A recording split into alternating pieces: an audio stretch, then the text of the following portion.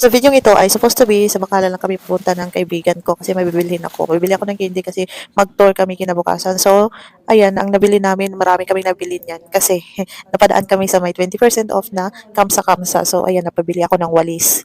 Kasi walis ko yan sa kwarto para hindi na ako maghihintay kung walang available na walis. So, ginagamit pa. So, ayan, bili din ako ng tissue. So, 20% off yung sa kamsa-kamsa. So, 4 na lang siya.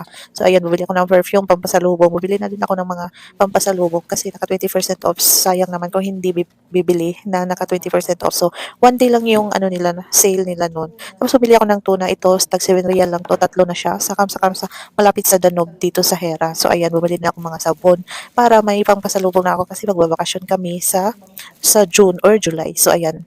Ayan yung mga sabon na nabili ko. Tag 5 real lang yan sa ano, kamsa-kamsa. Ayan mga sabon na yan. 6 na piraso na tapos 5 real lang. Tapos mga perfume, ayan, pabango sa aircon. So, ayan, bumili ako niyan. Kasi minsan, kumakain ako sa kwarto, ayan, nangangamoy yung kwarto ko. Ayan, Lux na mga sabon.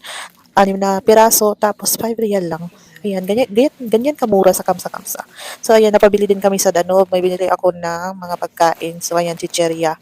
Kasi gusto kong mag-chicheria kung ano, feeling maumay ako sa tamis. Gusto ko ng mga maalat. And then, ayan yung ano ko talaga, yung gusto kong bilhin, yung candy. Tapos wala akong nabiling candy. So, gums na lang yung nabili ko. Tapos bumili ako din ako ng orange kasi nga inuubo ako.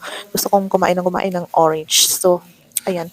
Gusto ko talaga yung orange pag ano, wala akong magawa sa ano, bahay. Tapos, gusto kong kumain ng something healthy. So, orange yung ano ko, binili. And then, bumili din ako ng cheese, white cheese yan. Ayan, bumili ako niyan, tag ano siya, 12 real ba yun or tag 7? Ayan, bahala na. Hindi ko natingnan kasi yung receipt.